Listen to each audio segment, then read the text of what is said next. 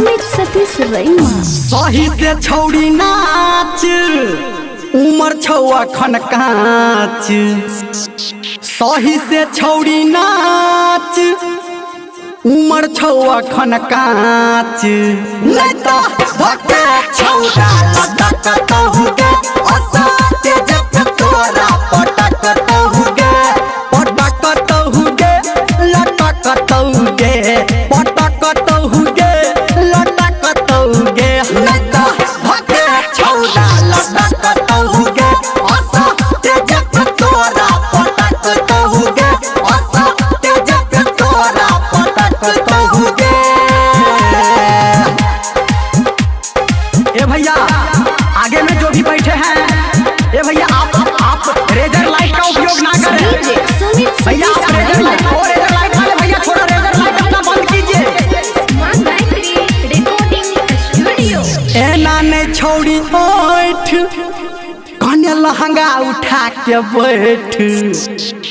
एना नहीं छौड़ी बैठ कन्या लहंगा उठा के बैठ। नहीं तो लफुआ छौड़ा चोहटतहुगे असाते जब तोरा पटकतहुगे पटकतहुगे लटकतहुगे पटकतहुगे लटकतहुगे। नहीं तो धक्के छौड़ा लटकतहुगे असाते जब तोरा पटकतहुगे।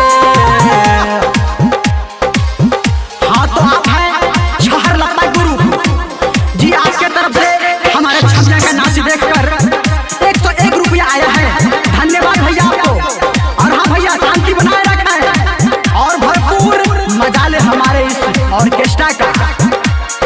डीजे सुमित सतीश रैमा। करे नहीं लट छौरा में छौरी सट। करे नहीं लट छौरा में कने सट। नहीं तो फूला लगा लूटे कटतहुगे असाते जब छौरा पटकतहुगे पटकतहुगे लटकतहुगे पटकतहुगे लटकतहुगे। नहीं तो फूला लगा छौरा कटतहुगे असाते जब तोरा लटकतहुगे असाते जब छौरा पटकतहुगे। और आप हैं इनाम के दौर में महाकाल ग्रुप। जी हाँ महाकाल ग्रुप। इसका कहना है अनहरिया में जी ये भी गाना भैया बजवाए। जी जरूर ये भी गाना बजवाएंगे। शांति बनाए रखे भैया। मानी ले हमर बात धर्मेंद्रा के चल साथ।